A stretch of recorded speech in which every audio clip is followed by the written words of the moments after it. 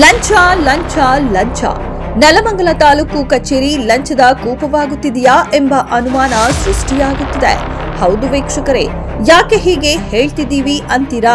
ಇತ್ತೀಚಿನ ದಿನಗಳಲ್ಲಿ ಸಾರ್ವಜನಿಕರು ತಮ್ಮ ಜಮೀನಿನ ದಾಖಲಾತಿಗಳು ಅಥವಾ ಇನ್ಯಾವುದೇ ಸರ್ಕಾರದ ದಾಖಲಾತಿಗಳ ನಿಮಿತ್ತ ನೆಲಮಂಗಲ ತಾಲೂಕು ಕಚೇರಿಗೆ ಭೇಟಿ ನೀಡಿದ್ರೆ ಕೈ ತುಂಬಾ ಹಣ ತರಬೇಕು, ಇಲ್ಲ ಫೋನ್ ಪೇ ಆದ್ರೂ ಇಟ್ಕೊಂಡಿರಬೇಕು ಅನ್ನುವ ಅನಿವಾರ್ಯ ಪರಿಸ್ಥಿತಿ ನಿರ್ಮಾಣವಾಗಿದೆ. ಯಾವುದೇ ದಾಖಲೆಗಳನ್ನ ಸಾರ್ವಜನಿಕರು ಪಡೆಯಬೇಕಾದ್ರೆ ಅಧಿಕಾರಿಗಳಿಗೆ ಲಂಚ ನೀಡಲೇಬೇಕು. ನೆಲಮಂಗಲ ತಾಲೂಕಿನ ಕೇಶವಮೂರ್ತಿ ಹಾಗೂ ಕುಮಾರ್ ಎಂಬುವ ದಾಖಲೆಗಳನ್ನ ಪಡೆದುಕೊಳ್ಳಲು ತಾಲೂಕು ಕಚೇರಿಗೆ ಬಂದ ವೇಳೆ ಸುಳ್ಳು ಶುಲ್ಕಗಳನ್ನ ಹೇಳಿ ಸಾವಿರಾರು ರೂಪಾಯಿ ಹಣಗಳನ್ನ ನಗದು ಹಾಗೂ ಫೋನ್ ಪೇ ಮುಖಾಂತರ ಪಡೆದುಕೊಂಡಿರುತ್ತಾರೆ. ಮುಗ್ಧ ಸಾರ್ವಜನಿಕರು ಶುಲ್ಕವಿರಬಹುದೆಂದು ಹಣ ನೀಡಿರುತ್ತಾರೆ. ನಂತರ ಅವರಿಗೆ ತಿಳಿಯುತ್ತದೆ ನಾವು ನೀಡಿರುವುದು ಶುಲ್ಕ ಅಲ್ಲ, ಲಂಚ ಎಂದು. ತಾಲೂಕು ಕಚೇರಿಯ ಸಿಬ್ಬಂದಿಗಳಾದ ಆರ್ಆರ್ಟಿ ವಿಭಾಗದಲ್ಲಿ ಕಾರ್ಯನಿರ್ವಹಿಸುತ್ತಿರುವ ಹರೀಶ್ ಕೆಎಸ್ ಹಾಗೂ ಪಡಸಾಲೆ ವಿಭಾಗದಲ್ಲಿ ಕಾರ್ಯನಿರ್ವಹಿಸುತ್ತಿರುವ ಕೆಂಪಹನುಮಯ್ಯ ಎಂಬ ಸಿಬ್ಬಂದಿಗಳು ಸಾವಿರಾರು ರೂಪಾಯಿ ಲಂಚ ಪಡೆದಿರುತ್ತಾರೆ. ಇವರ ಭ್ರಷ್ಟಾಚಾರದ ಧೈರ್ಯ ಎಷ್ಟಿದೆ ಅಂದ್ರೆ ಫೋನ್ ಪೇ ಮುಖಾಂತರ ಕೂಡ ಹಣ ಪಡೆದುಕೊಳ್ಳುತ್ತಾರೆ. ನಮಸ್ತೆ, ಅಮೃತ ಜಯರಾಮ್ ಅಂತ ಹೇಳಿ ನನ್ನ ಹೆಸರು.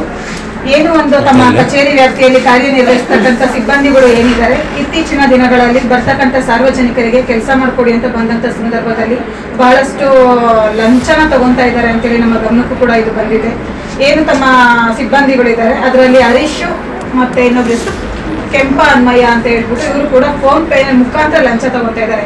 ಈ ಹಿಂದೆ ಕದ್ದು ಮುಚ್ಚಿ ಲಂಚ ತಗೊಂಡು ಸಿಕ್ಕಾಕೊಂತ ಇದ್ರು ಅಂತ ಕೇಳಿದ್ವಿ. ಅದೇ ಇತ್ತೀಚಿನ ದಿನಗಳಲ್ಲಿ ತುಂಬಾ ರಾಜಾರೋಷವಾಗಿ ಫೋನ್ ಪೇ ಮುಖಾಂತರ ದುಡ್ಡುಗಳನ್ನ ತಗೊಂತಾ ಇದ್ದಾರೆ. ಅದಕ್ಕೆ ಸಂಬಂಧಪಟ್ಟ ಎಲ್ಲ ದಾಖಲಾತಿಗಳನ್ನ ಕೂಡ ನಾನು ನಿಮಗೆ ತಲುಪಿಸಿದ್ದೀನಿ.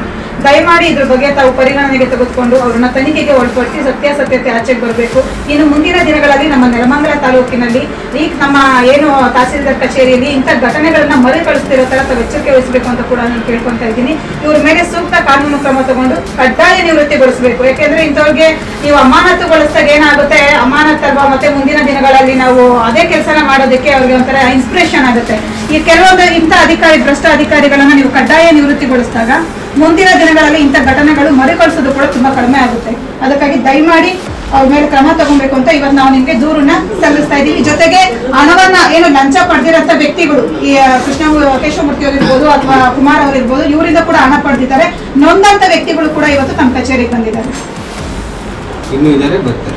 ಇನ್ನೂ ತುಂಬಾ ಘಟನೆಗಳು ನಮ್ಮ ಗಮನಕ್ಕೂ ಬರ್ತಿದೆ. ಅದನ್ನು ಕೂಡ ಸಾಕ್ಷ್ಯಾಧಾರಗಳ ಸಮೇತ ನಿಮ್ ಗಮನಕ್ಕೆ ತರ್ತೀವಿ. ಇವತ್ತು ಕೂಡ ಅದಕ್ಕೆ ಪೂರಕ ದಾಖಲೆಗಳನ್ನ, ಸಾಕ್ಷಿಗಳನ್ನ ನಿಮ್ಗೆ ಒದಗಿಸಿದ್ದೀವಿ.